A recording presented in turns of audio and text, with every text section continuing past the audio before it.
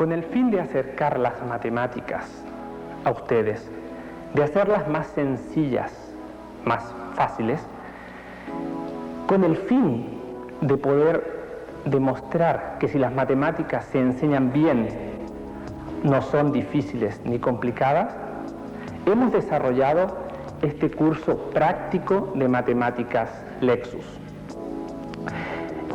Este curso viene a dar énfasis en aspectos matemáticos importantes en el desarrollo de esta ciencia. Curso que, acompañado de un video, tiene como objetivo seleccionar problemas que son fundamentales para el entendimiento y el correcto manejo de esta ciencia.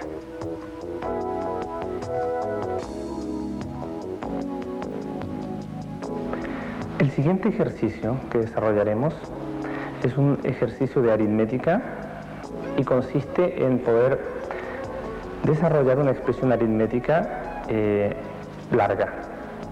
Lo importante en este tipo de ejercicios es poder determinar cuáles son las operaciones y en qué orden deben realizarse estas operaciones. Lo importante en este problema es poder determinar cuáles son las operaciones que deben hacerse y en qué orden deben hacerse. Lo primero es agrupar todo lo que son operaciones de producto y de división, o sea, multiplicaciones y divisiones, y potencias. Las potencias son un caso particular de las multiplicaciones. Y seguido, hacer operaciones de suma y de resta.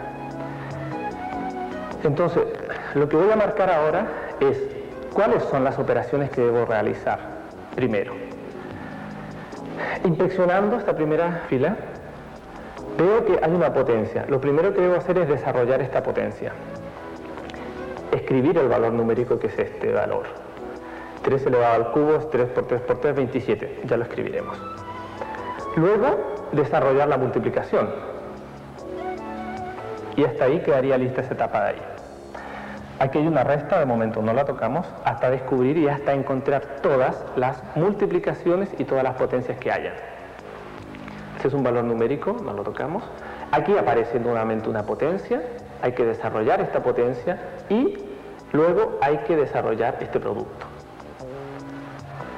Seguimos, debemos desarrollar esta división, esta otra división, hay una suma, no la tocamos. Debemos desarrollar este otro producto, debemos desarrollar luego este otro producto y finalmente desarrollar esta potencia y este producto. Bueno, tenemos desarrollado algunos términos de nuestra expresión. Si bien vemos aquí arriba el problema, podemos comparar algunos valores, inspeccionar algunos valores y ver cómo han cambiado.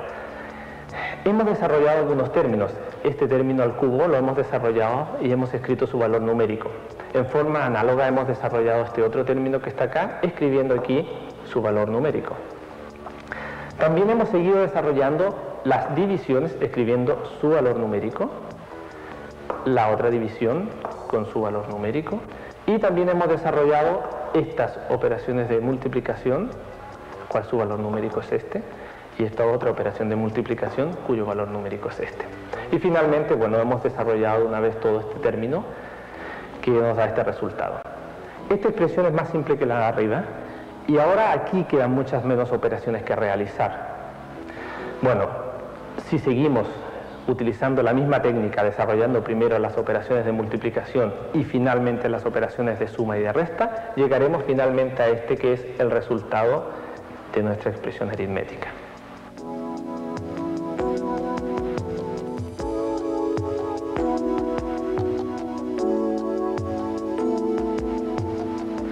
En el siguiente problema, es un problema de aritmética y cálculo, nos vamos a dedicar a encontrar los divisores de un número. Para ello nos vamos a ayudar de la siguiente tabla que está en la pizarra y nos dedicaremos a encontrar los divisores de un número. Está en la pizarra, que es 59.400. La técnica para poder resolver este tipo de problemas es la que está resumida en este cuadro.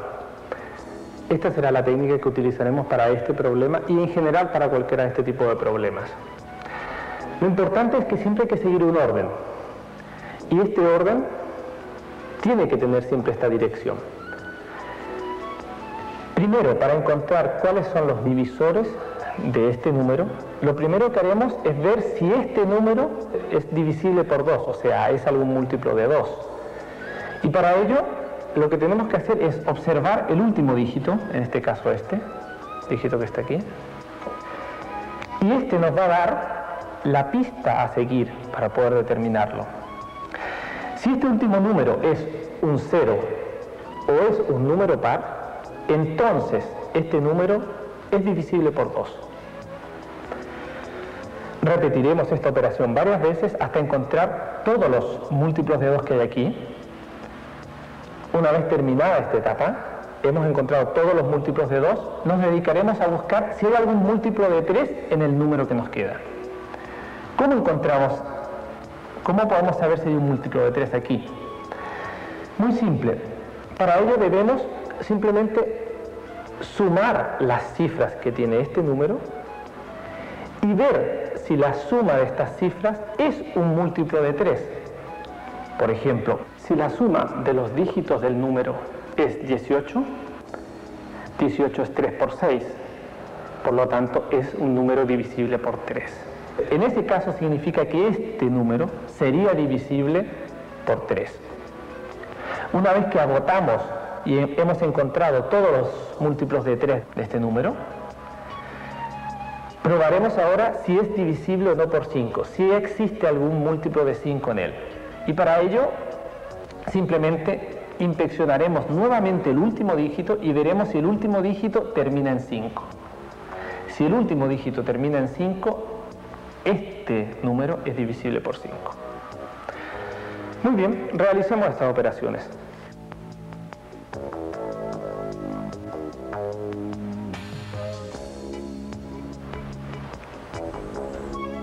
A escribir en forma ordenada el número, el problema,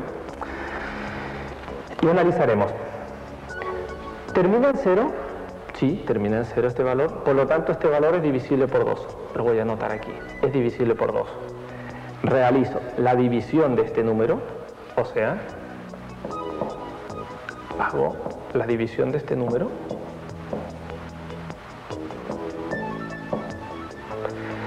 y esta división me arroja como resultado 29.700. Tomo 29.700 y lo voy a escribir aquí.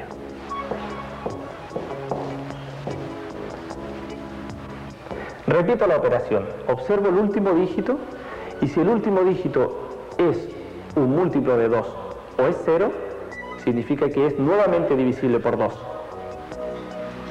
Es 0, por lo tanto es nuevamente divisible por 2. Realizo nuevamente la operación de división de este valor, de este número por 2 y me va a dar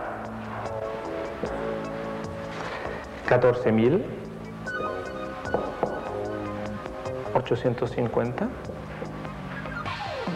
Vuelvo a inspeccionar este número, reconozco que el último dígito es 0, por lo tanto es nuevamente divisible por 2, vuelvo a escribir 2 aquí. Vuelvo a dividir este número por 2, me va a quedar el siguiente valor, 7.425. Miro el último dígito, este dígito no es 0 ni es 2, por lo tanto no es divisible por 2.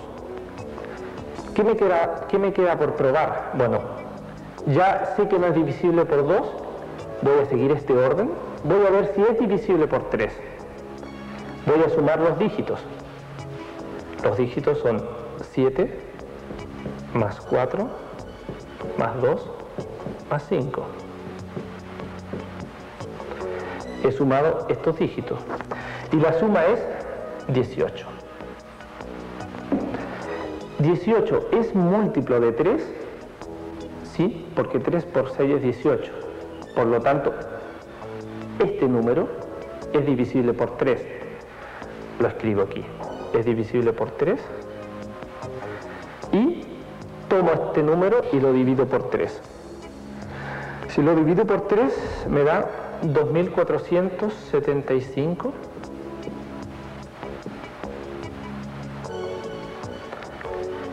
Vuelvo a mirar este número, el último dígito, veo que no es ni 0 ni par, por lo tanto no es divisible por 2. Revisaré nuevamente si es divisible por 3. Sumo estos valores y efectivamente me da esta suma 18. 2 más 4 más 7 más 5, 18. Divisible por 3, nuevamente escribo 3. Divido este número nuevamente por 3 y eso me da 825.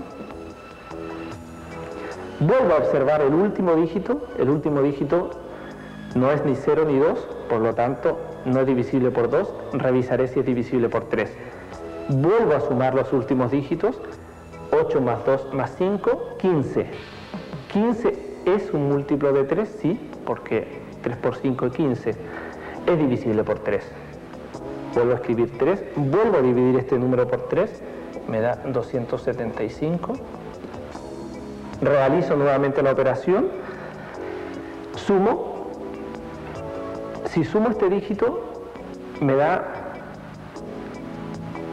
14. 14 no es divisible por 3. Uy, entonces ya no es divisible por 3. ¿Qué me queda a probar? Si es divisible por 5. ¿Es divisible por 5? Sí, porque efectivamente el último dígito, este que está aquí, es 5. Si es 5, por lo tanto es divisible por 5. Lo divido por 5. Escribo 5 aquí. Divido este número por 5 y me da 55. Realizo de nuevo las mismas operaciones, veo que este número no es divisible por 2, no es divisible por 3, pero sí es divisible por 5, vuelvo a escribir 5, divido este valor, finalmente me queda 11. 11 no es divisible por ningún número excepto por sí mismo, por lo tanto copio 11, copio un 1. Lo que tenemos aquí es una serie de valores que hemos obtenido dividiendo sucesivamente estos números que están acá. Estos valores que están aquí son los divisores de este número que está acá. Ahora simplemente para finalizar lo que haré será agrupar estos valores, por ejemplo agrupar todos los números 2, todos los números 3, todos estos valores, agruparlos de una forma matemáticamente más elegante. Digamos, escribiré nuevamente el número original. Este número se puede descomponer en estos números que están acá. Se puede descomponer en 2 elevado a 3, porque hay 3 2, por 3 elevado a 3, por 5 elevado a 2, por 11. Estos valores que están aquí son los divisores de este número. Una vez obtenidos los factores primos de este número, que es el ejercicio que hemos desarrollado hasta ahora, haremos lo mismo, repetiremos el mismo proceso, pero para este nuevo número, buscando siempre, primero, si es un múltiplo de 2, si es un múltiplo de 5, de 7 y de 11, y construiremos en forma análoga esta tabla como lo hemos hecho antes. Si construimos esta tabla, encontraremos como resultado esto que está aquí. Que este número se puede escribir en factores primos de esta forma. ¿Qué podemos hacer ahora con estos dos números, con estos dos resultados? Ahora podríamos encontrar el mínimo común múltiplo de estos dos números y el máximo común divisor de ellos dos. Para ello, ¿qué necesitamos? Solo necesitamos su descomposición en factores primos. Por lo tanto, borraré lo que hemos hecho antes y conservaré los resultados, los factores primos. Primero encontraremos el mínimo común múltiplo. ¿Cómo encontramos el mínimo común múltiplo? Lo primero que vamos a hacer es ordenar, escribir los números en forma ordenada, sin repetir números. Con esto quiero decir, vamos a escribir los números que aparecen aquí en forma ordenada, seleccionando y no repitiendo ninguno. Muy bien, escribimos un 2, un 3, un 5, un 7 y 11. Una vez que tenemos esto, ¿cómo encontramos el mínimo común múltiplo? El mínimo común múltiplo va a ser un número que va a resultar de operar estos, pero con ciertos valores de exponenciales. Para encontrar el mínimo común múltiplo, si bien ya tenemos seleccionado este valor, hay que seleccionar la potencia de mayor valor. En este caso, si miramos este dígito, que sí se repite aquí y aquí, la potencia de mayor valor es esta, porque es 3. Entonces seleccionamos un 3 y lo colocamos ahí. En forma análoga hacemos con el otro dígito lo mismo. 3 no está aquí, está acá, solo es 3, colocaremos 3. 5 se repite con la misma potencia, colocaremos un 2. 7 está con la potencia de valor 1. Y entre estos dos seleccionamos la de mayor, que es 2. El mínimo común múltiplo, entonces, resulta de multiplicar estos valores, que da como resultado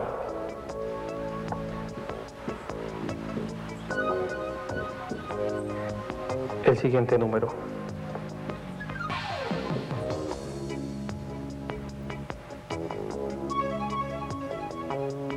En un proceso análogo bastante similar a este, encontraremos el máximo común divisor de estos dos números.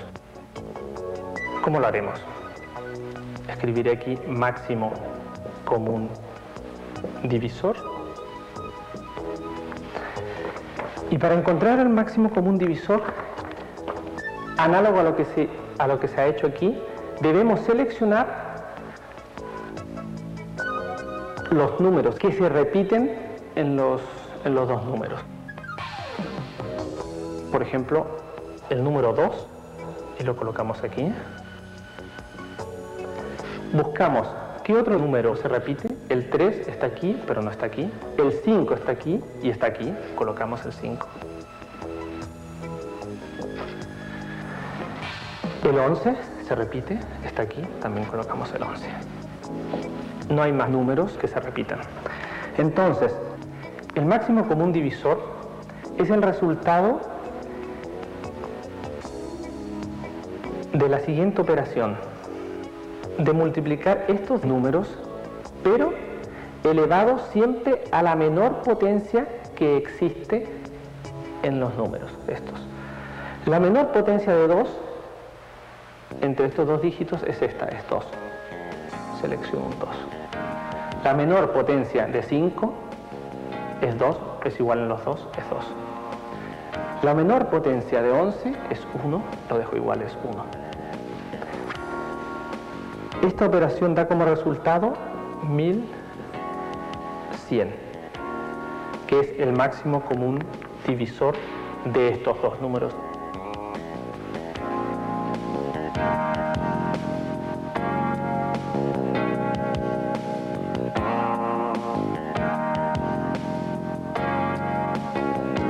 Muy bien, en el tópico de aritmética y cálculo realizaremos operaciones con fracciones. La idea es tomar esta expresión y resolverla y llegar a su forma más simple posible. Para ello, ¿qué es lo importante aquí? Lo importante es el orden de las operaciones, o sea, detectar cuáles son las operaciones que hay que hacer y en qué orden deben hacerse. Lo primero que uno siempre debe hacer es realizar las operaciones de multiplicación, las divisiones, los paréntesis. y finalmente las operaciones de suma y de resta. Entonces, lo que haré ahora es señalar cuáles son las primeras operaciones que haré. Si inspecciono los valores que están aquí arriba, veo que primero hay un signo menos, de momento es una resta, no lo tocaré. Pero aquí observo que hay un producto. Esta operación la debo realizar, la marcaré. Realizaré esta operación primero. Sigo. Observo que aquí también hay un producto, así que esta operación también la realizaré. Aquí hay dos caminos, y los dos caminos son análogos. O hago primero la operación de multiplicación, que es multiplicar cada uno de los términos que están dentro del paréntesis por el que está fuera, o desarrollo el paréntesis y su resultado lo multiplico por 2/5. Es análogo. Yo tomaré este camino. Primero desarrollaré lo que está entre paréntesis. Si observo lo que hay aquí abajo, aquí hay solo operaciones de suma, pero como hay un paréntesis nos indica que primero debo realizar esta operación. Muy bien, iré desarrollándose estas expresiones e iré anotando aquí abajo su resultado. Primero, 1/3 de momento no está operado, así que lo copiaré igual, menos. Aquí debería escribir el producto de estas dos fracciones. Hay dos posibilidades, o escribo directamente el producto o hago el producto y simplifico simultáneamente, que también puedo hacerlo. Siempre que haya una operación de multiplicación yo puedo simplificar valores. ¿Qué es lo que voy a hacer? Entonces, si observo los valores que están aquí, aquí abajo hay un 6 y aquí arriba hay un 3. 6 es 2 por 3, por lo tanto el 3 que está aquí lo puedo simplificar con ese y me queda un 2. Cambiaré 6 por 2 y aquí pondré un 1. He simplificado el 3 de 3 por 6 con este 3. Y ahora escribiré el resultado de la multiplicación, de esta multiplicación, que es multiplicar 5 por 1 dividido en 2 por 4, que es 8. Lo escribiré aquí. Seguiré entonces con este otro término que está aquí. Este lo escribiré acá, por comodidad de momento. Ya lo trasladaré acá abajo donde estoy anotando los resultados. Lo que voy a hacer va a ser sumar esta expresión que está aquí. 5/3 menos 5/6. Muy bien, sumo. Saco mínimo como múltiplo de estos, que es 6. 3 en 6, 2. 2 por 5, 10. 6 en 6, 1. 1 por 5, 5. O sea, menos 5. Y el resultado de esto es 5/6. Ya sé que esta expresión que está aquí vale 5/6. La escribiré acá abajo. Menos 5/6 por lo que estaba aquí afuera. 2/5. Muy bien. Ahora, inspeccionando los términos que están aquí abajo, desarrollaré el otro término que marqué con color verde, que es la suma de estos términos que están aquí. Y eso lo escribiré aquí. Esta suma es 2/3 menos 5/4. En forma análoga a lo que hice arriba, sacaré mínimo como múltiplo de estos valores, que es 12. 3 en 12 es 4. 4 por 2, 8. 4 en 12 es 3. 3 por 5, 15. Menos 15 partido por 12. Muy bien. Desarrollo esto.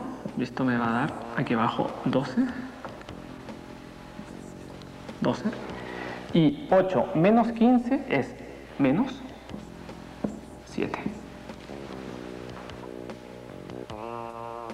Muy bien, entonces reemplazaré en la zona verde, lo que he marcado con verde, el valor que he encontrado y me queda 1 menos esta expresión que está aquí, que es menos 7 partido por 12. Menos 7 partido por 12.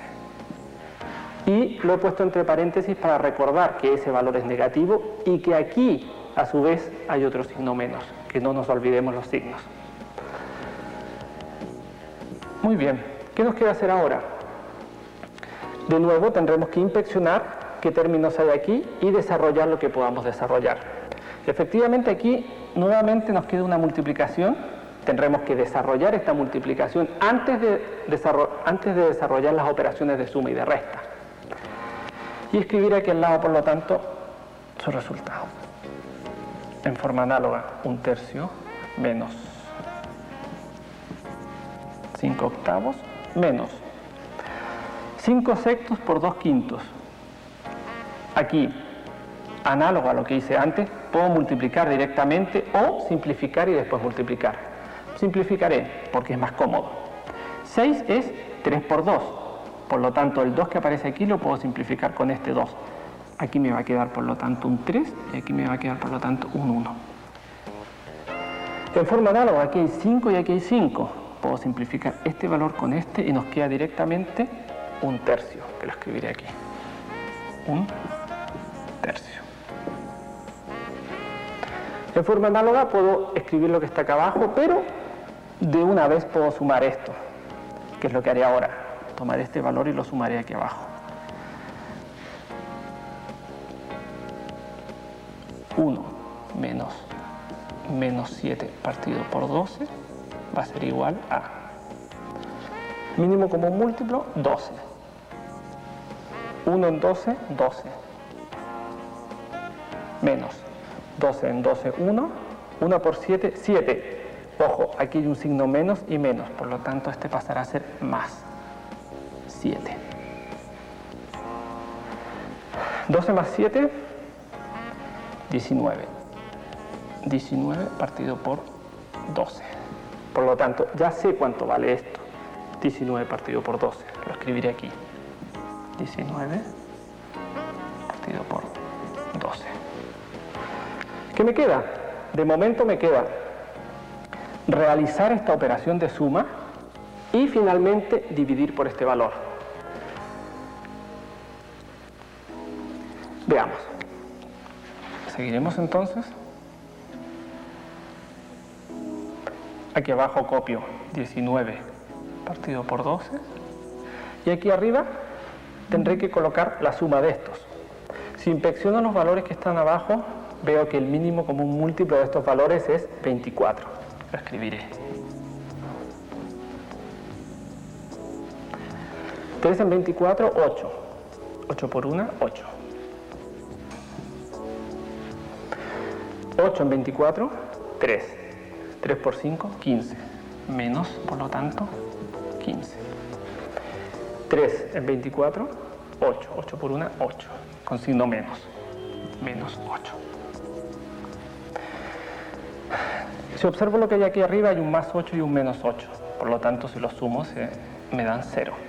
Por lo tanto, este resultado que está aquí me va a dar menos 15 partido por 24, menos 15 dividido en 24, dividido en 19 partido por 12. ¿Qué nos queda por hacer ahora? Como nos piden la forma más simple, es escribir solo una fracción. Aquí de momento tenemos dos fracciones y que tendremos que arreglar esto para llegar a una sola fracción. Y eso lo haré aquí abajo. Pondré un igual. Y escribiré esto de otra forma más cómoda. Este término que está arriba no lo tocaré. Pondré menos 15 partido por 24.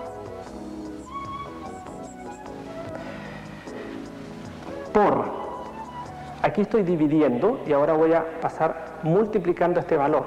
Pero este valor lo que multiplicará será su inverso multiplicativo, que en este caso es 12 dividido en 19, que es el inverso multiplicativo de ese valor. Entonces ahora hemos pasado de tener una división a tener un producto. Un producto donde el término que está abajo está escrito aquí como su inverso multiplicativo. En forma análoga puedo simplificar aquí cosas. Veo un 12 y veo un 24. 24 es 12 por 2, así que puedo simplificar este y poner un 2. Simplificar esto y poner un 1. Y ahora multiplicaré lo que me queda. 15 por 1 es 15, con su signo menos delante, menos 15, dividido en 2 por 19, que es 38. Y esta es la forma más simple de esta expresión.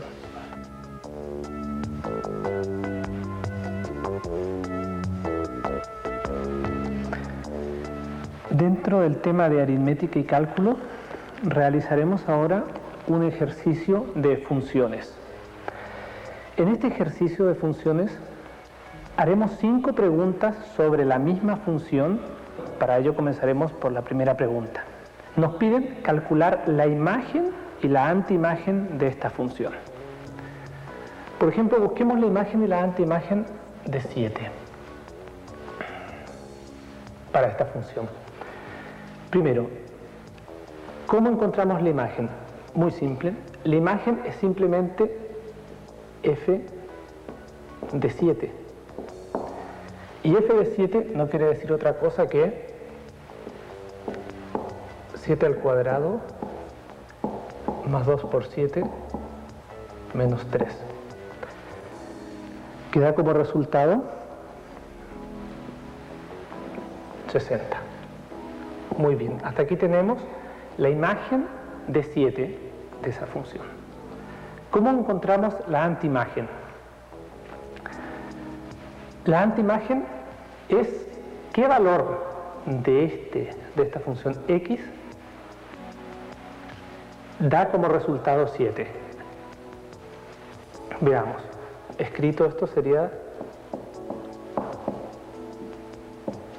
necesitamos encontrar este valor x de tal forma que la función dé valor 7.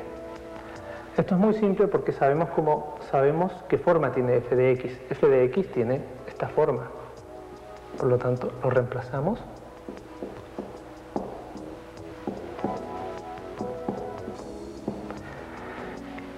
Y lo que tenemos que hacer ahora es simplemente resolver esta ecuación, que es una ecuación cuadrática, y encontrar el o los valores de x que hacen que se cumpla esta identidad. Eso nos va a dar las antiimágenes de este valor 7. Ordenando un poco, la ecuación cuadrática nos queda de la siguiente forma.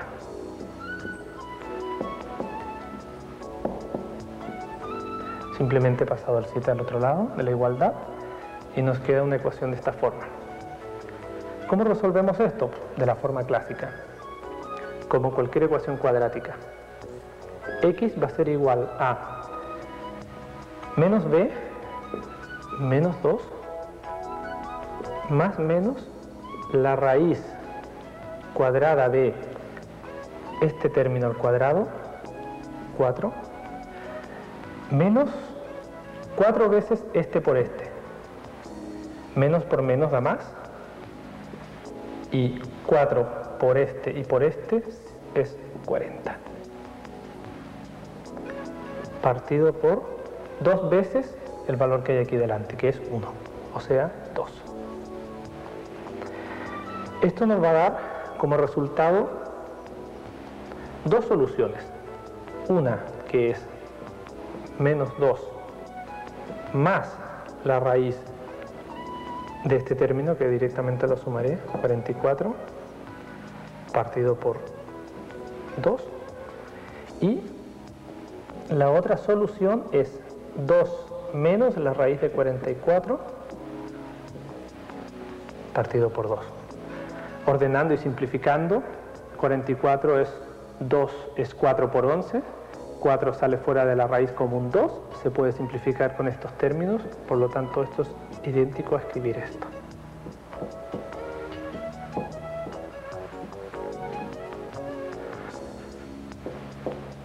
Y en forma análoga aquí abajo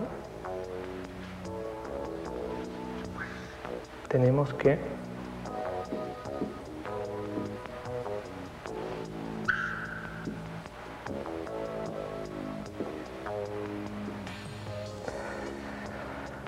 estos dos valores son la antiimagen de 7.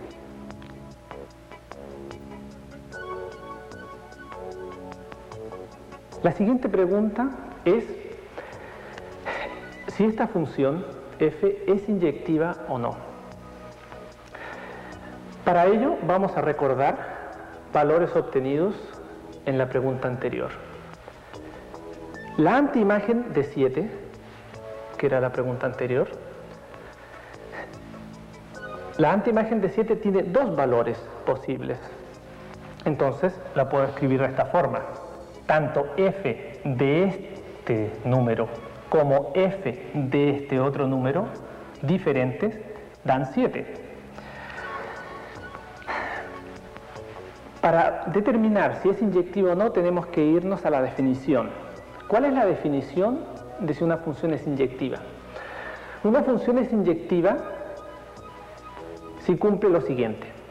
Para todo a, b, para todo punto de a, b que pertenezca al dominio de esta función, f de ese valor a tiene que ser igual a f de ese valor b, lo que implica que a tiene que ser igual a b.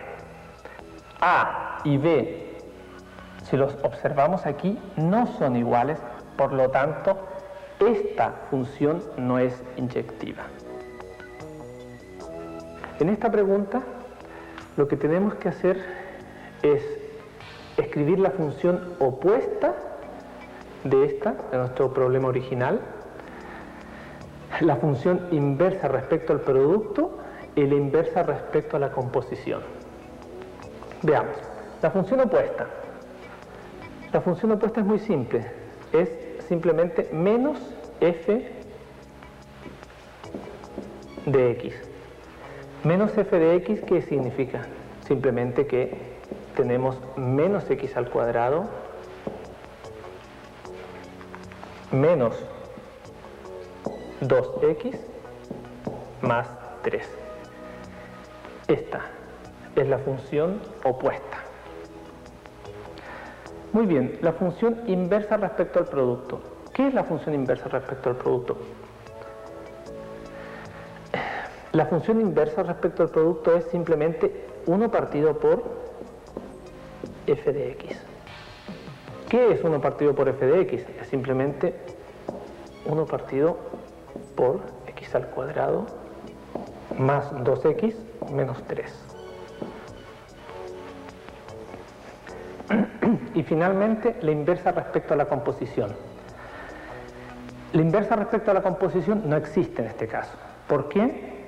Porque en la pregunta anterior nos dimos cuenta que no era inyectiva, y si no es inyectiva, no existe inversa respecto a la composición. ¿A qué función corresponde f de 1 partido por f? ¿Qué cosa es importante aquí notar? Que este operador que está aquí no es una multiplicación, sino que es una operación de funciones. Esto se puede escribir de la siguiente forma. F de 1 partido por f de x. ¿Qué significa? Que en este caso mi x es esta función, que casualmente es la misma, pero su inversa multiplicativa. Y esto es, si lo seguimos desarrollando, es la siguiente expresión. F de 1 partido por f, donde f es mi expresión, sería lo siguiente. 1 partido por x al cuadrado más 2x menos 3 al cuadrado más 2 por 1 partido por x al cuadrado más 2x menos 3 menos 3. Lo que hemos hecho es aplicar a la función f este valor, y este valor es la inversa de esa, que serían estos términos que están aquí. Finalmente, desarrollando y ordenando esto, queda la siguiente expresión: 1 más 2 veces x al cuadrado más 2x menos 3 menos 3 por x al cuadrado más 2x menos 3 al cuadrado, todo esto dividido por x al cuadrado más 2x menos 3 al cuadrado. Esto es, toda esta expresión es f aplicada a 1 partido por f. En este ejercicio nos piden dibujar de forma aproximada la representación gráfica de la función f, en este caso nuestra función f. Esta función corresponde a una parábola. Esto ya nos indica algo de información al respecto. Dibujar de forma aproximada significa que vamos a utilizar algunos puntos de esta función para dibujarla. Y en el caso de esta función de una parábola, utilizaremos 3 puntos. Estos 3 puntos son la intersección con el eje x, que serán 2 puntos, y el vértice de esta parábola. No olvidemos que cuando dibujemos en este plano un punto está definido por 2 coordenadas, la coordenada x tanto como la coordenada y. Entonces, cuando busquemos el vértice, debemos buscar un punto, o sea, un valor de coordenada x y un valor de coordenada y. Recordando, ¿cómo encontramos el vértice? El vértice de una parábola se define de esta forma. Y para los que aún han olvidado lo que es un vértice, el vértice es el punto, en este caso, de esta parábola, el mayor punto, o en este caso el punto menor de la parábola. Bueno, busquemos el vértice. Con esta expresión que está aquí podemos encontrar la coordenada x del vértice de la siguiente forma. X del vértice queda definido por menos b, que en la ecuación es b es 2, por lo tanto es menos 2, dividido en 2 veces a.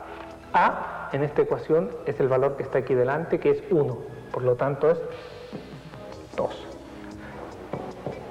De esta forma, la coordenada x del vértice es menos 1. ¿Cómo encontramos ahora la coordenada y del vértice? Muy fácil, simplemente evaluando en f de x vértice.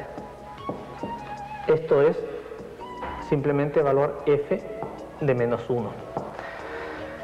Y f de menos 1 es reemplazar menos 1 en esta expresión y el valor numérico que nos resulta de ello es menos 4.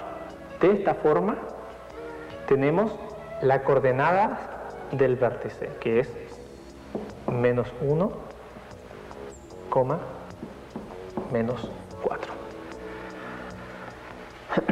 Dibujemos esto. Menos 1 en x significa que estaríamos sobre este punto, que es el punto menos 1. Este de aquí sería el punto menos 2, menos 3, etc. Y menos 4.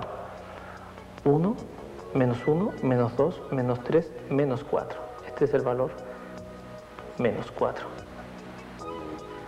Este de aquí sería el vértice de la parábola.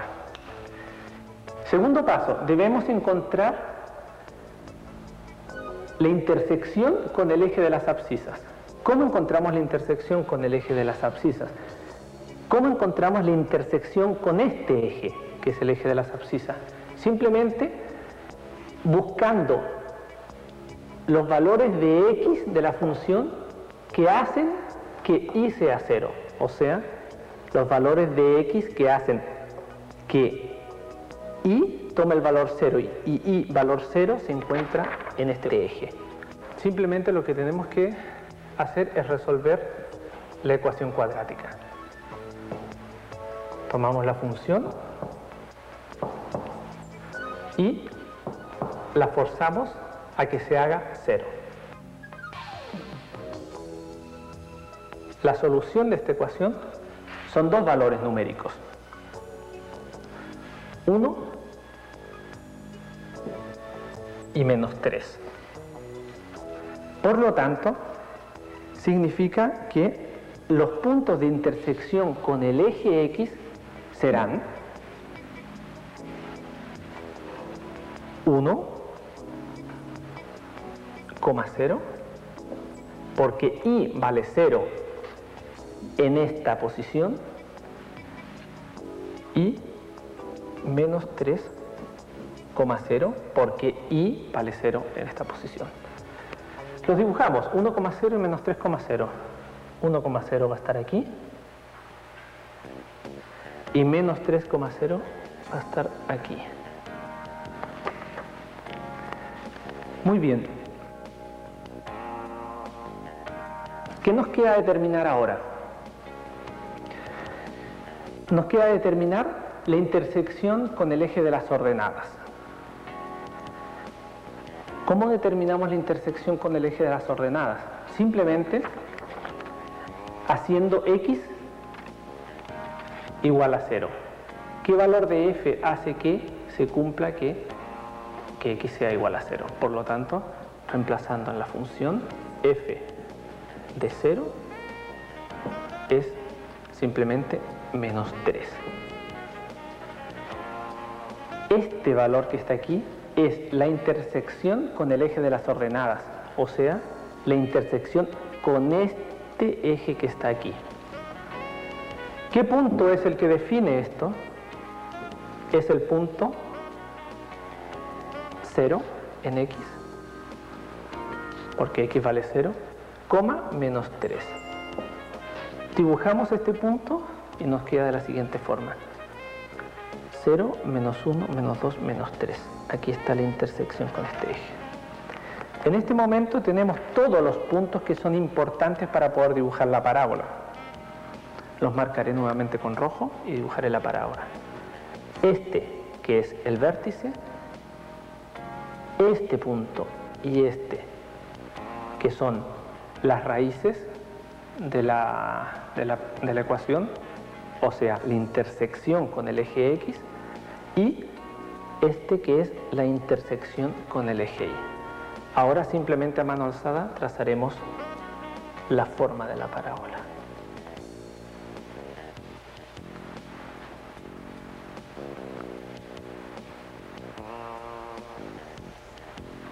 Y esta sería la gráfica de nuestra función. Ahora nos preguntan que averiguar el dominio y el recorrido de nuestra función f. Para esto nos ayudaremos del gráfico que hemos construido en el ejemplo anterior. ¿Cuál es el dominio de esta función? Pues muy bien, el dominio son todos los valores de x, porque para todos los valores de x existe imagen. Por lo tanto, todos los valores de x son el dominio. El dominio lo podemos definir, por lo tanto, entre menos infinito y más infinito. Todos los valores que están desde el menos infinito hasta el más infinito. El recorrido está más acotado. Para encontrar el recorrido debemos ver lo que pasa con el eje Y. La función esta parábola, ¿cómo se mueve en el eje Y?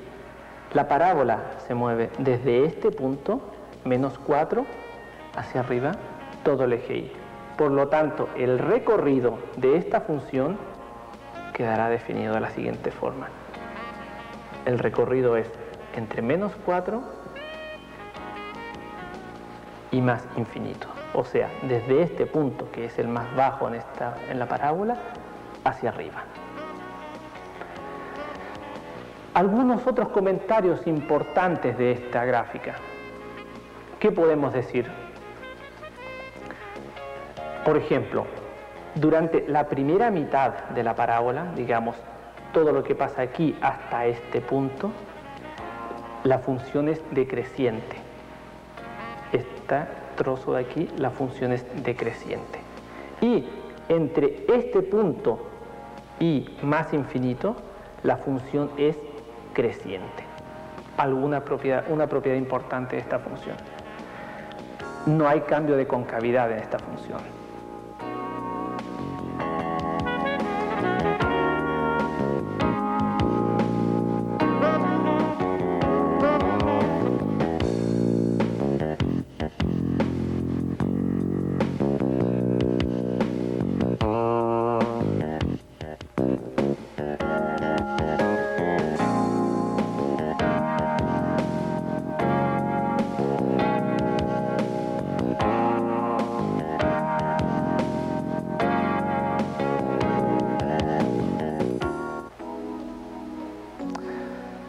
Muy bien, ahora dentro del tema de álgebra resolveremos un problema de sistemas de ecuaciones. Sistema de ecuaciones como el que tenemos en este momento en la pizarra. Lo que haremos ahora es resolver este sistema de ecuaciones. Si inspeccionamos las ecuaciones que aparecen en este sistema, son dos. La primera es una ecuación cuadrática y la segunda es una ecuación lineal de dos variables. ¿Cómo resolver este sistema de ecuaciones? Lo que haremos primero es tomar la ecuación cuadrática y encontrar los valores que cumplen, los valores de x que cumplen esta igualdad. En este caso encontraremos las raíces de esta ecuación cuadrática. Y una vez que tengamos los valores de x, los reemplazamos en esta ecuación y podremos despejar los valores que toma y. De esta forma tendremos la solución del sistema de ecuaciones. Muy bien, hagámoslo. ¿Cómo encontramos las soluciones del sistema de ecuaciones cuadráticas? Muy simple. Conocemos cómo se resuelve una ecuación cuadrática, sabemos cómo encontrar los ceros de una ecuación cuadrática y es la clásica fórmula. X va a ser igual a menos b, o sea, menos 4, 4, más menos raíz de b cuadrado, en este caso menos 4 al cuadrado, que es 16, positivo, menos 4 veces a por c. Aquí hay un valor 1, 4 por 1 es 4, y por 4, 16, menos 16. Todo esto dividido por 2 veces a, que como vale A1, simplemente nos queda 2. Esto nos generaría dos resultados, pero en este caso, casualmente, si sumamos menos 16 y 16 nos da 0. Por lo tanto, tendremos que la solución es de esta ecuación cuadrática, no son 2 puntos sino 1. O sea, la parábola va a tocar al eje X solo en un punto. Y el punto es simplemente 4 partido por 2, 2. Por lo tanto, ya sabemos que X vale 2 de esta ecuación. Tomando este valor, lo reemplazamos en la segunda ecuación y nos va a quedar de la siguiente forma. 2 más y igual 3. Si despejamos de aquí el valor de y va a ser igual a 3 menos 2, 1. Por lo tanto, la solución de este sistema de ecuaciones es y igual 1 y x igual 2.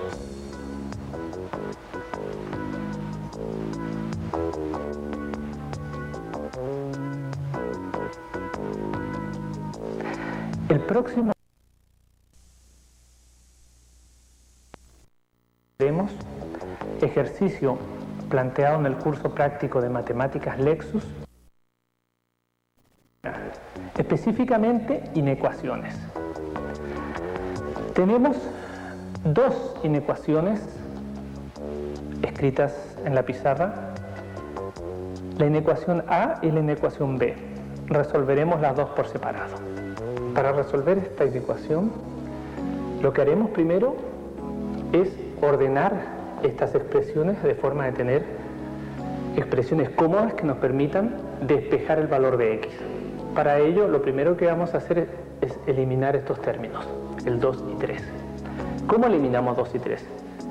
Lo podemos eliminar multiplicando ambos lados de la desigualdad por algún valor conveniente. En este caso, 6. Amplificamos este lado de la inecuación por 6 y este otro lado de la inecuación por 6. Simplificando, porque 6 es 2 por 3, podemos simplificar esto, nos queda un 3 y se eliminan con ese 2. De igual forma acá podemos simplificar estos dos términos, porque 6 es 3 por 2 y nos queda un 2. Entonces, lo que tenemos ahora en esta inecuación es, a un lado, el término x menos 2 por 3 y al otro lado el término menos 2x más un medio, todo eso por 2. ¿Qué conviene hacer ahora? Desarrollar lo que son las multiplicaciones. Multiplicaremos 3 por esto, lo que nos da 3x menos 6 menor que 2 por menos 2x es menos 4x y 2 por un medio es 1. Muy bien. Hasta aquí tenemos un poco más simplificada nuestra inecuación. ¿Qué hacemos ahora? Ordenemos esta inecuación. Pasemos términos con x a un lado y pasemos los términos que están libres de x al otro, de forma de dejarlos separados. Pasaré el menos 4x a este lado con valor más 4x, por lo tanto quedará 3x más 4x, que son 7x, menor que, pasaré el 6 al otro lado con valor más 6, y 6 más 1 son 7. Hasta aquí lo que tengo es una inecuación. ¿Cómo resuelvo esta inecuación? Lo que haremos es momentáneamente una pequeña transformación. Haremos una igualdad para poder saber exactamente cuánto vale x y luego escribiremos nuevamente la desigualdad. ¿Qué quiero decir? Que momentáneamente voy a escribir esto. Porque esto sí sé despejarlo fácilmente. 7x igual 7 es muy fácil. Es x igual a 7 partido por 7, que es 1. Ahora regresaremos a la inecuación. Si al despejar x nos da igual 1, por lo tanto, de aquí nos queda que x es menor que 1. Y esta es la solución de esa inecuación. Muy bien. Ahora lo que haremos es resolver esta inecuación. Si observamos en esta inecuación existen dos variables, variables y variable x, a diferencia de la anterior inecuación en la cual existía solo una variable. ¿Cómo trabajar con esta inecuación? Lo primero que hay que hacer es un pequeño cambio, porque no es fácil trabajar con este signo mayor. Y lo que sí es fácil es trabajar con una igualdad. Entonces lo que haremos primero es transformar esto, olvidarnos de que es mayor, trabajar con una igualdad y luego buscar la región que cumple estos valores. Entonces, lo que haremos es resolver para qué valores se cumple esta ecuación porque es una igualdad, antes era una inecuación. Lo que haremos es buscar para qué valores se cumple esta ecuación.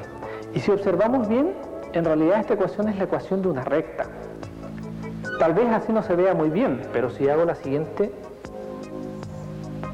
transformación, en realidad, simplemente un cambio y un orden, puedo escribir de la siguiente forma la nueva expresión.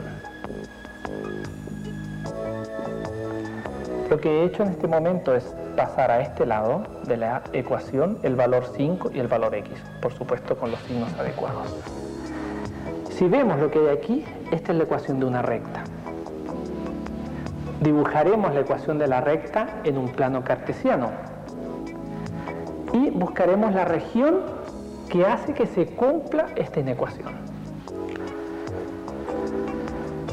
Muy bien, ¿cómo dibujar la ecuación de una recta? Lo más fácil es buscar las intersecciones con los ejes. Veamos qué pasa, qué valor toma x si es igual a 0. Si es igual a 0, implica que x es igual a 5, despejando de la ecuación. Y en forma análoga, veamos qué pasa para x igual 0.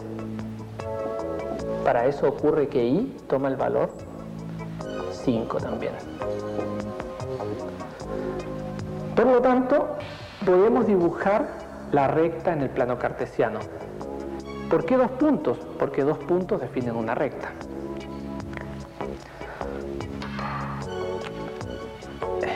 Veamos. Primero, para y igual 0, x vale 5. Para y igual 0, que estaría en este eje x, x vale 5. 1, 2, 3, 4, 5. Es este punto que está aquí. 5. Cuando x vale 0, y vale 5. Cuando x vale 0, o sea, en este eje, y vale 5. 1, 2, 3, 4, 5. Tenemos 2 puntos, podemos trazar la recta definida por estos 2 puntos.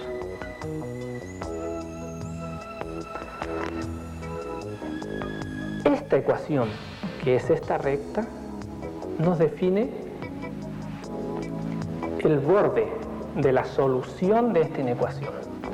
Veamos qué región es la que cumple esta inecuación.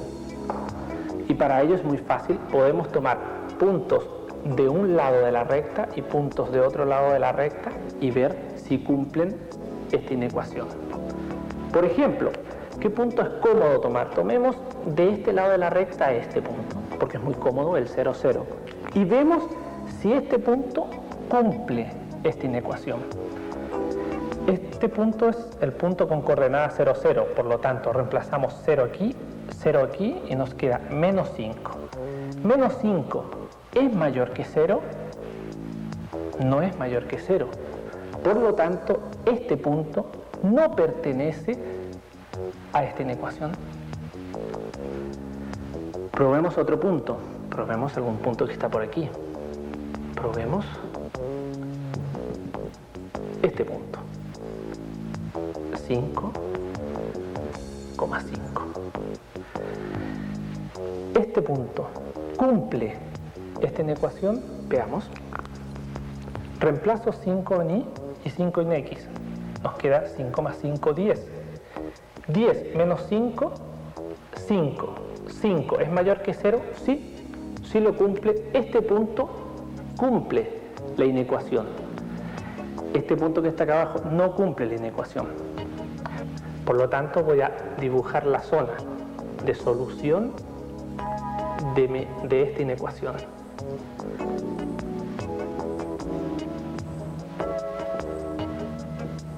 Toda esta va a ser la zona que cumple esa inecuación. Por último, ¿la recta cumple la inecuación? No, porque la recta es la igualdad y esto es solo un mayor. Si este término fuera mayor o igual, sí estaría incluida esta recta en la solución. Pero como simplemente es un mayor, la solución es solo esta región que está por encima de la recta.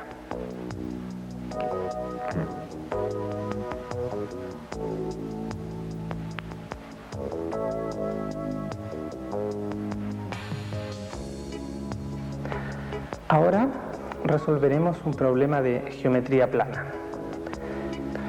Muy bien, en el tópico de geometría resolveremos un problema de geometría plana. En este ejercicio, en este problema, nos piden determinar el área de este rombo y el perímetro que tiene este rombo. Los datos que nos dan son estos, o sea, desde aquí a acá mide 8 y de este punto a este punto mide 6. Muy bien, ¿cómo calculamos el área y el perímetro? Primero, lo que voy a hacer va a ser determinar el perímetro. Y para determinar el perímetro, lo que voy a tener que hacer es determinar cuánto vale un lado de este rombo y, bueno, según la definición de perímetro, sumar el valor del otro lado y del otro lado. Perfecto. Si observamos un poco la geometría esta, podemos ver que efectivamente este lado es análogo a este lado y es análogo a este lado y es análogo a este lado. Entonces, bastará con encontrar un lado y multiplicarlo por 4 y tendremos el perímetro. Muy bien, ¿cómo determinamos cuánto mide este lado? Si observamos lo que hay aquí adentro, podemos ver que esto se encuentra a 90 grados y la geometría, la figura geométrica que aparece aquí adentro es un triángulo rectángulo. Si en un triángulo rectángulo conocemos cuánto valen sus catetos, podemos encontrar cuánto vale su hipotenusa, que en este caso coincide con el lado del rombo. Entonces, muy fácil, usando Pitágoras encontraremos el valor del lado del rombo. A este lado lo llamaremos L. Utilizando Pitágoras, entonces, encontraremos el valor de este lado. Según Pitágoras, lo que tenemos que hacer es el cuadrado. La suma de los cuadrados de los catetos tiene que ser igual al cuadrado de la hipotenusa. Por lo tanto, la hipotenusa la podemos escribir como la raíz cuadrada del cuadrado de los catetos, que serán este y este, o sea, 3 al cuadrado más 4 al cuadrado. 3 al cuadrado más 4 al cuadrado. Esto es raíz de 3 al cuadrado es 9, 4 al cuadrado es 16, la suma es 25. La raíz de 25 es 5. Perfecto, ya sabemos cuánto vale este lado aquí. Este lado vale 5. Si este lado vale 5, ¿cuánto vale el perímetro? Si hemos dicho que todos los lados son iguales, simplemente es 4, o sea, 4 son los lados por 5. Por lo tanto, lo escribiré directamente aquí. El perímetro del rombo es 4 por 5, que en este caso es 20. Tenemos este problema ya resuelto. Veamos el área ahora. ¿Cómo calculamos el área? Hay dos caminos. Primero voy a indicar uno. Lo que haré aquí es calcular el área de esta figura que está aquí, que ya he marcado, que es simplemente el área de un triángulo rectángulo, que sabemos calcularla. Y como ese triángulo rectángulo se repite aquí, aquí, aquí, en forma análoga, lo que haré es multiplicar por 4 el valor del área y tendré el valor del área de toda la figura, en este caso del rombo. ¿Cuánto vale esta área que llamaré A? Bueno, esta área A es el área de un triángulo rectángulo y el área de un triángulo rectángulo es muy simple, es un cateto por el otro cateto dividido por 2, o sea, 3 por 4 dividido en 2. 3 por 4, 12, dividido en 2, 6. 6 vale el área de este triángulo. Por lo tanto, ¿cuánto vale el área del rombo? El área del rombo es 4 por el valor de este triángulo, o sea, 4 por 6. Lo escribiré aquí. Área del rombo, 4 por 6, que es igual a 24. Lo que he hecho ahora es obtener el área del rombo a partir de triángulos rectángulos que se forman dentro de él. También habría otra forma. ¿Cuál es la otra forma? Es la clásica fórmula para encontrar el área de un rombo. La fórmula para encontrar el área de un rombo es: se multiplica esta diagonal por la otra diagonal y se divide por 2. Veamos si da lo mismo. En este caso, esta diagonal, ¿cuánto mide? 3 más 3, 6. Y esta diagonal que está acá mide 4 más 4, que son 8. Por lo tanto, 8, que es una diagonal, por 6 dividido por 2 debería ser el área del rombo, ¿sí? Y efectivamente lo es porque 8 por 6 es 48, dividido por 2 es 24, el mismo valor que ya encontramos.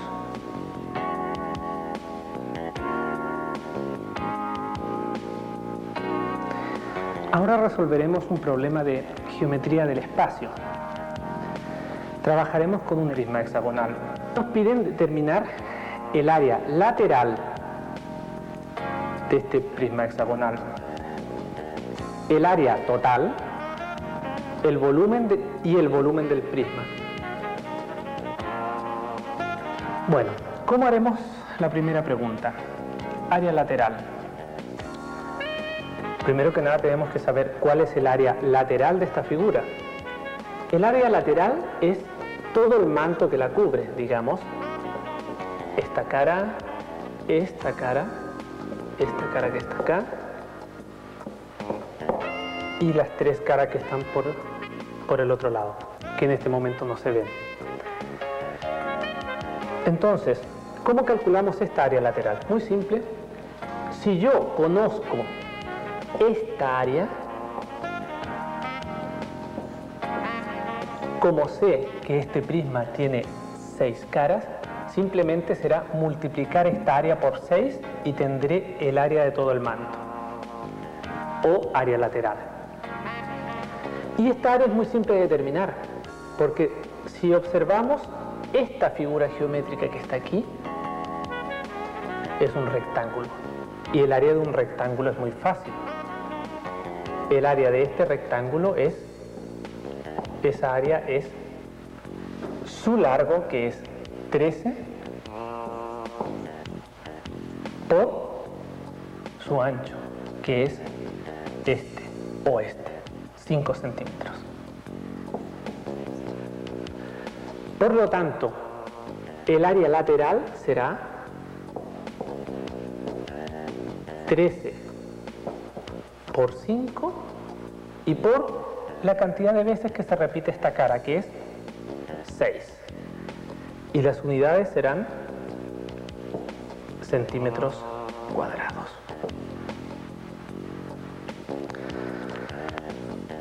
Muy bien, tenemos el área lateral. Calculemos ahora el área total. El área total, ¿cuál es? En este caso es el área lateral más el área de esta cara y de la cara que está atrás. El área lateral la tenemos, muy fácil. Lo que debemos determinar ahora es el área de esta cara, que además es igual al área que está atrás. ¿Cómo determinamos el área de esta cara? Usaremos una técnica similar a la que hemos usado antes en geometría plana.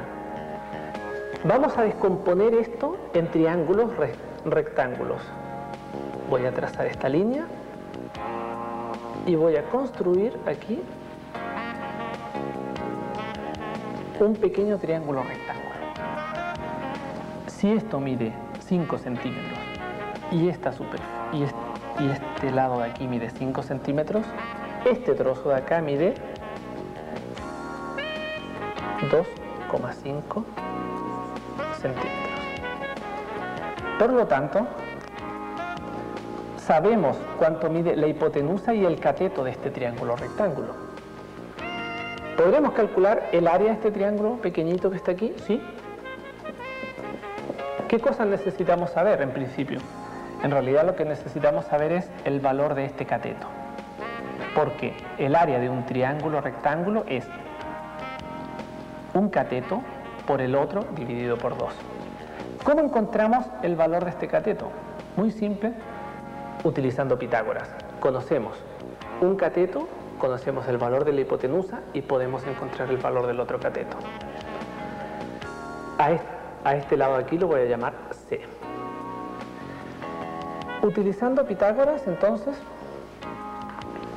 podemos escribir la siguiente expresión. 2,5 al cuadrado, este cateto al cuadrado, más este otro cateto que no lo conozco al cuadrado, llamado C al cuadrado, debe ser igual a la hipotenusa al cuadrado, que sí la conozco, que es 5 al cuadrado. Simplemente despejamos el valor de c de aquí. C va a ser igual a la raíz cuadrada de 5 al cuadrado menos este valor que está acá, 2,5 al cuadrado. El valor C nos da como resultado 4,33 centímetros. Hasta ahora lo que conocemos es este cateto y este otro cateto. Por lo tanto, podemos determinar esta área. ¿Cuánto vale el área de este triángulo? Que lo voy a llamar T. El área de ese triángulo T, lo escribiré aquí, va a ser simplemente este cateto por este dividido por 2. O sea, 4,33, que es el valor que hemos encontrado, por 2,5 dividido en 2. Esto es el área de este pequeño triángulo.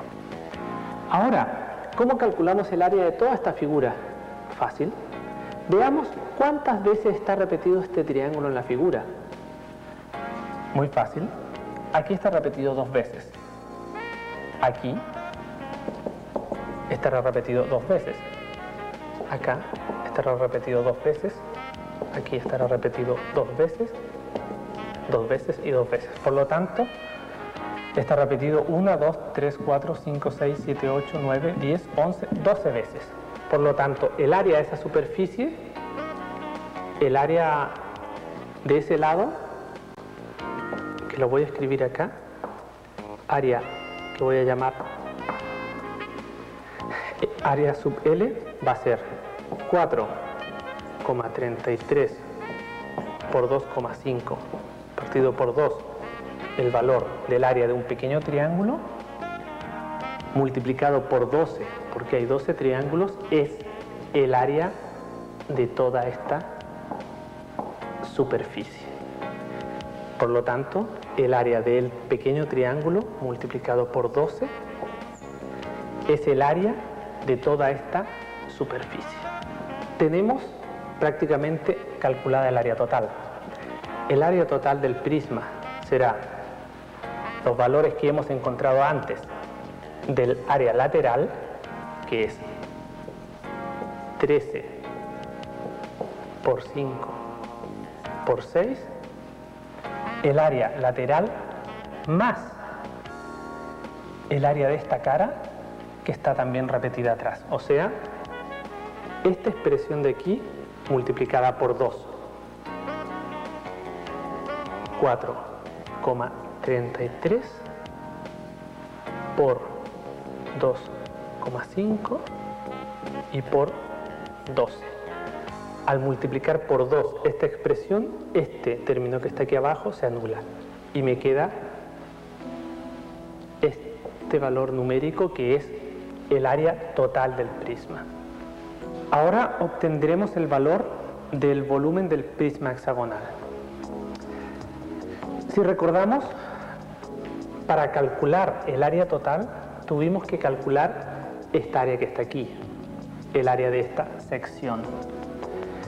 El área de esa sección está escrita acá, nuevamente, y este es su valor. Veamos, ¿cómo calculamos el volumen del prisma? El volumen del prisma en general es simple.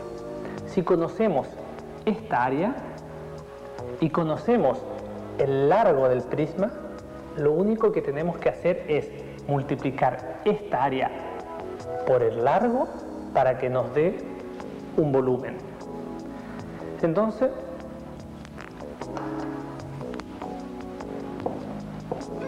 el volumen del prisma es muy simple. Es este valor que tenemos aquí, 64,95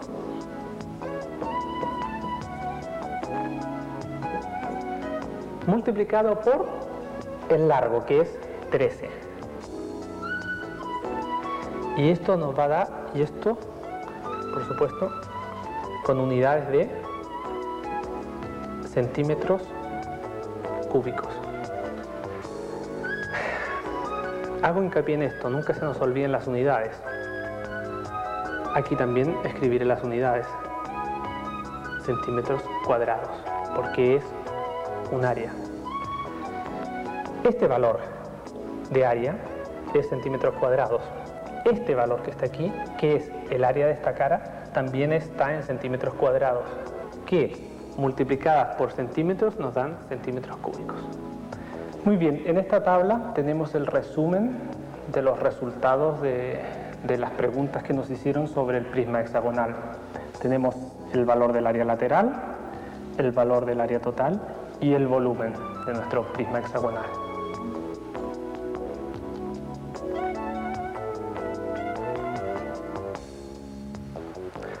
Ahora resolveremos un problema de geometría analítica.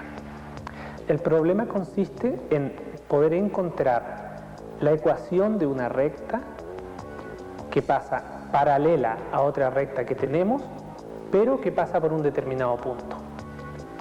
Y una segunda pregunta que consiste en determinar la recta perpendicular a la recta anterior, pero que pasa por el mismo punto también. Vamos a encontrar la ecuación de la recta paralela. ¿Cuál es la idea? Tenemos esta ecuación que define una recta y buscaremos una recta paralela a esta, pero que pase por este punto, por el punto menos 1,4. ¿Cómo haremos eso? Primero escribiremos la expresión para todas las rectas paralelas a la ecuación anterior, que es la siguiente. Esta ecuación, en forma genérica, donde este k puede tomar cualquier valor numérico, son todas las rectas paralelas a esta ecuación. ¿Qué debemos determinar ahora? Simplemente una, la que pasa por este punto. ¿Cómo encontramos la ecuación de la recta paralela que pasa por este punto? Simplemente despejando cuánto vale esta constante. ¿Cómo encontramos esta constante? Simplemente reemplazando estos valores en la ecuación. Si reemplazo los valores me quedará 3 por menos 1 más 5 por 4 menos k igual 0. Si desarrollo aquí, me da que 5 por 4 es 20 y 3 por menos 1 es menos 3. Por lo tanto, esto es 17 menos k igual 0. De aquí implica que k igual a 17. Por lo tanto, la ecuación de la recta paralela a esta recta que pasa por este punto es la ecuación 3x más 5y menos 17 igual 0. Muy bien. En este momento tenemos la ecuación de la recta paralela. Busquemos la ecuación de la recta perpendicular a esta recta y que pase por este punto. Para ello nos ayudaremos de este pequeño plano cartesiano. ¿Por qué? Porque en este momento lo que tenemos que hacer es buscar la perpendicular y para eso nos ayudaremos de los vectores directores. Veamos, ¿cuál es el vector director de esta recta? El vector director de esta recta es el vector 0,3,5, que lo dibujaré aquí. 1, 2, 3. 1, 2, 3, 4, 5. Este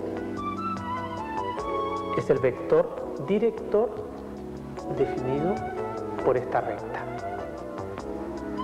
Como lo que quiero hacer ahora es encontrar la ecuación de la recta perpendicular, me interesará trabajar con otro vector director, no con este, sino con el vector director perpendicular a este. ¿Qué significa eso? Que lo que yo debo buscar es algún vector director que sea perpendicular al anterior. Y efectivamente, el vector director que es perpendicular a este, que tiene coordenadas, de coordenadas 3,5, es este, que tiene coordenadas menos 5,3. Menos 5,3.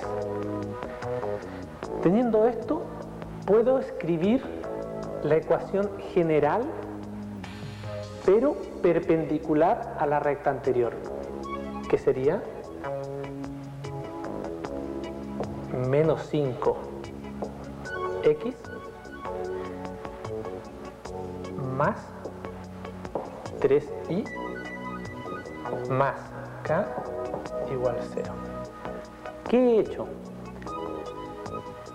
Este vector director que define en cierta medida esta recta se construye a partir de tomar el valor 3 y 5 y reemplazarlo aquí. Ahora, para construir la nueva ecuación de la recta perpendicular, tomo el vector director perpendicular que tiene coordenadas menos 5,3 y reemplazo esas coordenadas en la nueva ecuación. Esta es la ecuación general perpendicular a esa. Ahora, igual que en el caso anterior, necesito encontrar, no todas, porque aquí están todas las rectas perpendiculares, necesito encontrar una, la que pasa por el punto menos 1,4. Y para ello es simplemente despejar el valor k. ¿Cómo? Reemplazando aquí las coordenadas menos 1,4, que son las coordenadas del punto que deseo. Esto nos quedará entonces, reemplazando, es 5 por menos 1 más 3 por 4 más k igual 0. Esto es 5 más 12 más k igual 0. Por lo tanto, 17 más k igual 0. Y de aquí, despejando k, tenemos que el valor para k es este. Por lo tanto, la ecuación de la recta perpendicular a esta, que pasa por este punto, será la recta menos 5x más 3y menos 17 igual 0.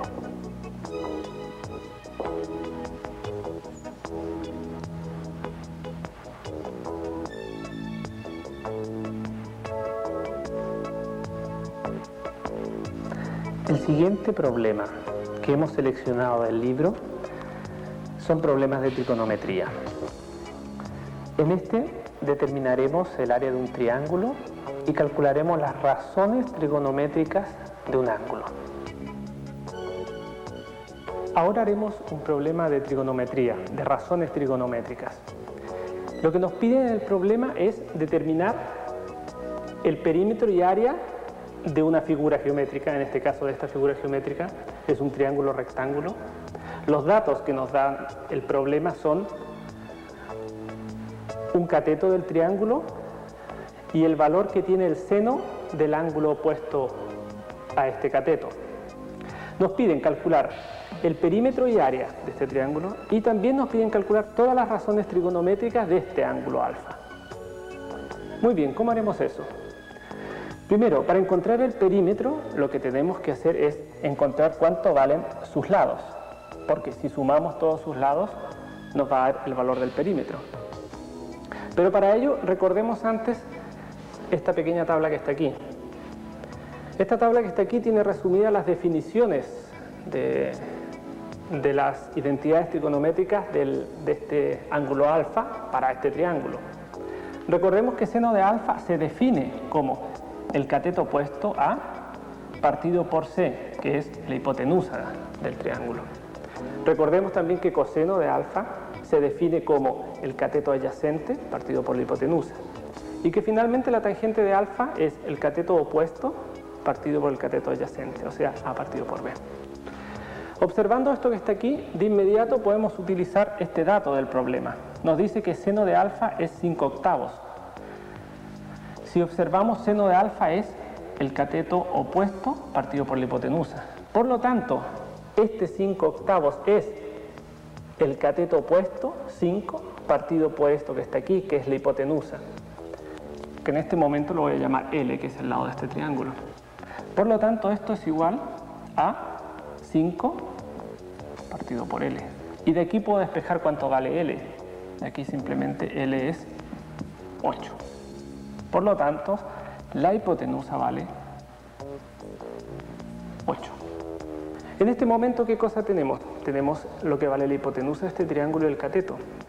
Para calcular el perímetro, ¿qué nos estará faltando? Simplemente nos falta saber cuánto vale este lado. ¿Cómo encontramos cuánto vale este lado? Por Pitágoras. ¿Qué decía Pitágoras? Bien, Pitágoras dice que este cateto, que llamaré E, al cuadrado más este otro cateto al cuadrado, tiene que ser igual a la hipotenusa al cuadrado. Y lo escribiré aquí abajo. 5 al cuadrado más el E al cuadrado tiene que ser igual a 8 al cuadrado. Si despejo y saco raíz de aquí, me va a quedar que E vale raíz de 39. Por lo tanto, ya sé que este lado de aquí está aquí, que lo escribiré nuevamente acá, vale raíz de 39. Muy bien, en este momento tenemos cuánto valen todos los lados de nuestro triángulo, por lo tanto podemos calcular el perímetro. El perímetro simplemente va a ser la suma de sus lados. Va a ser 5 más 8 más raíz de 39, que es 5 más 8, 13, más raíz de 39.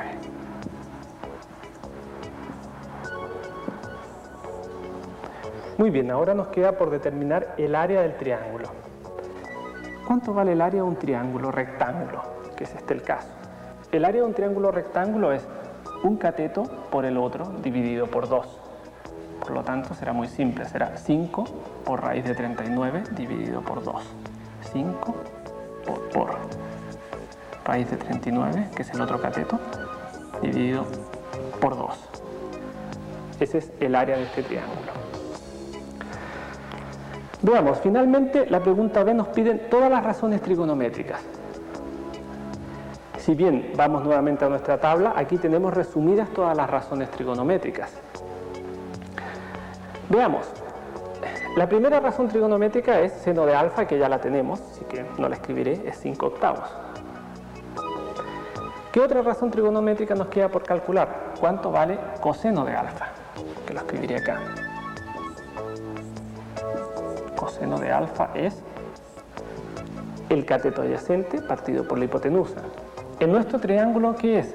El cateto adyacente es raíz de 39 y la hipotenusa es 8. Por lo tanto, coseno de alfa será raíz de 39 dividido en 8. Y finalmente, la última razón trigonométrica que nos queda es la tangente de alfa.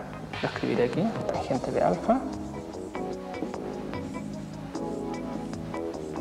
Tangente de alfa se define como A partido por B. En este caso es cateto opuesto al ángulo partido por el cateto adyacente. En nuestro caso será 5 partido por raíz de 39.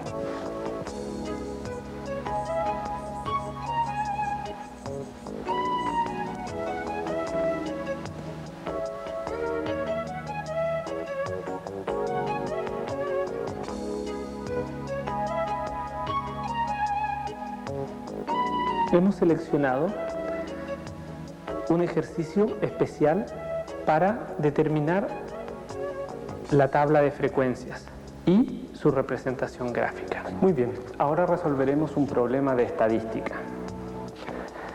Los datos son esta tabla que está aquí.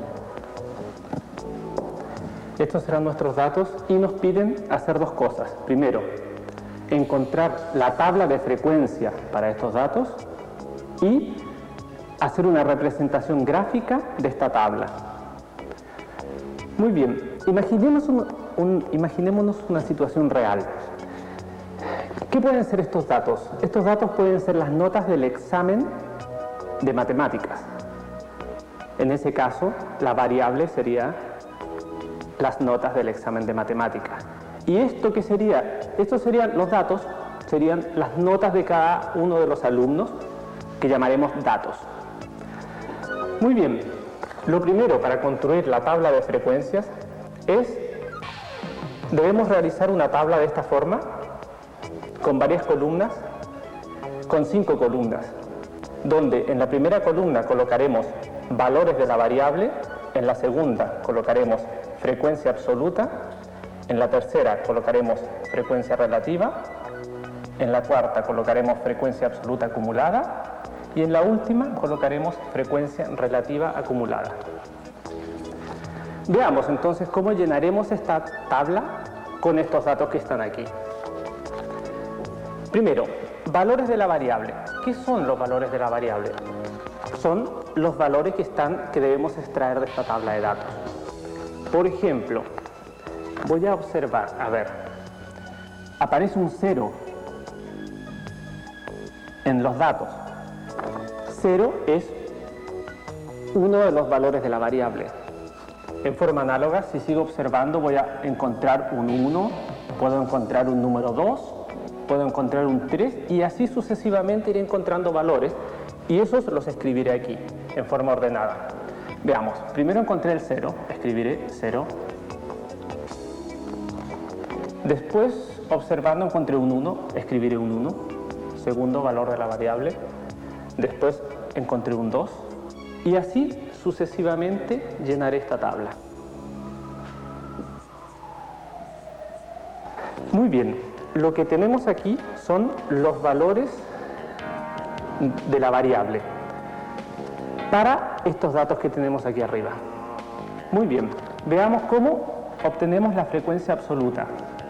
Muy simple, para encontrar la frecuencia absoluta lo que tenemos que hacer es observar cuántas veces se repite esta variable en nuestros datos. Voy aquí arriba y observo dónde hay un 0. Hay un 0 aquí y hay otro 0 acá. Por lo tanto, se repite 2 veces. Escribiré un 2 aquí. De forma análoga, tomaré este valor y lo buscaré en la tabla. Observo la tabla y veo que aquí hay un 1 y no hay más. Por lo tanto, la frecuencia absoluta de este 1 es 1. En forma análoga iré buscando todos los valores y llenando esta columna. En este momento tenemos llena nuestra columna con las frecuencias absolutas. Aquí abajo anotaremos la suma de todos estos valores. Si sumamos todos estos valores nos va a dar 40. ¿Qué es 40? 40 es el número de datos. El número de datos es simplemente contar cuántos hay aquí, es el total que hay aquí. Estos son 40, el número de datos, que coincide que es la suma de las frecuencias absolutas. Muy bien, ahora escribamos la frecuencia relativa, que sería esta columna que está aquí. ¿Cómo construimos la frecuencia relativa? La frecuencia relativa es simplemente un cambio de escala. Es trabajar con la frecuencia absoluta, que son estos valores, pero dividido por el número de datos que hay, que es 40. Por lo tanto, aquí yo escribiré 2 dividido en 40. El segundo valor será, por lo tanto, 1 dividido en 40. Y así sucesivamente llenaré toda la tabla. Una vez que tenemos la columna con las frecuencias relativas, voy a escribir acá abajo la suma de ella. Y la suma de esta es muy simple. es 1, la sumatoria de todos estos valores. ¿Por qué? Porque es simplemente adimensionalizar estos valores dividiendo la suma por 40, que nos va a dar 1, como son 40 elementos. Muy bien, ahora llenaremos la columna de las frecuencias absolutas acumuladas. ¿Cómo haremos esto? Simplemente sumando sucesivamente los valores de la frecuencia absoluta. Los anotaremos aquí. El primero es muy simple. Como el primero es 2, simplemente escribiré 2. En el segundo casillero aquí, tengo que colocar la suma acumulada, o sea, sumaré 2 más 1, que en este caso es 3. 2 más 1. Para llenar esta otra casilla, lo que haré es sumar de nuevo acumulando. 4 más 1 más 2. 4 más 1 más 2. Muy bien, ahora llenaremos la tabla de frecuencias relativas acumuladas. Esta columna se calcula en forma análoga a lo que se hizo con la frecuencia relativa. Vamos a adimensionalizar nuestra frecuencia absoluta acumulada. Adimensionalizar porque la dividiremos por 40, como hemos hecho aquí. ¿Por qué? Porque 40 es el número de datos. Entonces, muy bien, la frecuencia relativa acumulada será tomar este valor y lo dividimos por 40.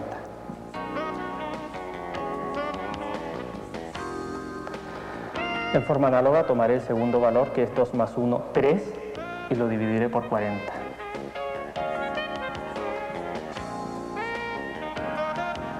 Y el resto de valores se llenan en forma análoga. Muy bien, si observamos nuestra tabla, nuestra columna con la frecuencia relativa acumulada, vemos también que se repite que el último valor de ella es 1, lo que tiene sentido y que nos indica que nuestros cálculos están bien hechos. Porque este es el valor adimensional, o sea, es dividir 40 por 40, tenemos que llegar a 1. En este momento hemos construido nuestra tabla de frecuencias. Y lo que haremos ahora será responder la segunda pregunta, que es hacer una representación gráfica de nuestra tabla de frecuencias. Haremos una de las tantas representaciones gráficas. Haremos gráficos de barras o de líneas. Muy bien, aquí ya tenemos dibujados los dos gráficos que son importantes de tener, que es un gráfico, el que está aquí abajo, de frecuencias absolutas en este eje y en este eje frecuencia relativa, versus los valores de la variable. Aquí arriba tenemos el gráfico de frecuencias absolutas acumuladas, frecuencia relativa acumulada, versus valores de la variable. Veamos cómo construimos estos gráficos. Primero partiremos por este. Lo primero que haremos será hacer este eje. En este eje están los valores de la variable y escribiremos todos estos valores de la variable. ¿Estos valores de dónde se sacan? Venimos aquí a la tabla de frecuencias y observamos la columna de valores de la variable. Estos valores que están aquí simplemente los copiaremos aquí. Muy bien, en este eje colocaremos la frecuencia absoluta. ¿Cómo dibujamos la frecuencia absoluta? Lo primero que haremos es ir a la tabla a buscar la columna de frecuencias absolutas y buscaremos el mayor valor que hay ahí. Si me vengo aquí a la tabla, a la columna de frecuencias absolutas y inspecciono en ellas cuál es el valor más grande, veré que este que está aquí es el valor más grande, 8. Por lo tanto, tomaré 8, vendré aquí al gráfico y en la cota superior escribiré 8. Una vez que tengo este valor, escalaré sucesivamente hasta llegar a 0 y colocaré algunos valores. En forma análoga, iré a la columna de frecuencias relativas y buscaré cuál es el valor máximo. Voy a la tabla de frecuencia relativa, inspecciono y encuentro que el valor máximo es este, 0,2, que coincide con el valor máximo de la frecuencia absoluta también, lo que tiene sentido, simplemente este es un cambio de escala. Vengo al gráfico y copio el valor máximo de la frecuencia relativa, que es 0,2. Y en forma análoga a partir de 0,2 escalaré hasta llegar a 0. Una vez que tengo creado este eje y este, lo que haré ahora es simplemente graficar para cada uno de los valores de la variable su valor de frecuencia absoluta. Entonces, lo que haré es ir donde está la variable, el valor de la variable 0, y buscaré su frecuencia absoluta. Para ello voy a la tabla. Aquí está el valor 0 y tiene una frecuencia absoluta de 2. Por lo tanto, me voy hasta acá, marco donde está el 2 y tiro la primera línea. En forma análoga lo haré con el valor 1. Voy a la tabla. Aquí está 1. 1 tiene una frecuencia absoluta de 1. Por lo tanto, me voy al gráfico, veo dónde está 1 y tiro la línea correspondiente a 1. Este procedimiento lo repetiré para todos los valores de la variable y el resultado es este gráfico que está aquí.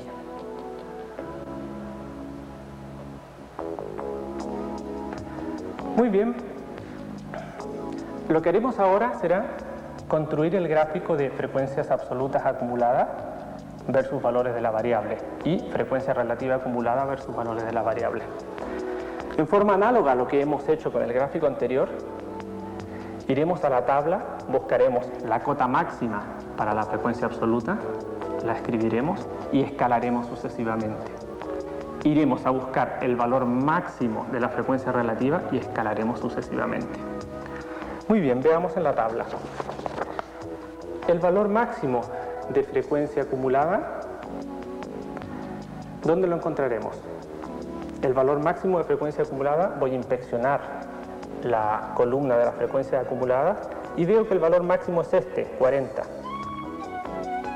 Por lo tanto, tomo 40 y lo escribiré como cota superior. Y así sucesivamente escalaré hasta llegar a 0. Colocaré 30, 20, 10, 0. En forma análoga iré a buscar el máximo valor de la frecuencia relativa acumulada. Veo la columna de frecuencia relativa acumulada y veo que aquí está el valor máximo, que además coincide con el valor máximo de la frecuencia absoluta acumulada. ¿Por qué? Porque esto es un cambio de escala. En forma análoga lo escribo aquí y escalaré sucesivamente, colocando algunos valores. Una vez que tenemos nuestra escala hecha, lo que haremos entonces es dibujar cada una de estas líneas. Y para ello tomaremos de nuevo el valor de la variable 0 y veremos qué frecuencia absoluta acumulada tiene. Para ello me voy a la tabla, busco el valor 0, que es este, y busco la frecuencia absoluta acumulada que tiene, que es 2. Voy al gráfico y donde esté 2 dibujaré la línea correspondiente. Entonces, lo que haremos ahora será tomar el siguiente valor de la variable, que es 1, iremos a la tabla, 1 está aquí, buscaré su frecuencia absoluta acumulada, que es 2 más 1, 3, vendré aquí y la dibujaré, tiraré la línea hasta donde esté el valor 3. En forma análoga iremos llenando todas las líneas de nuestro gráfico.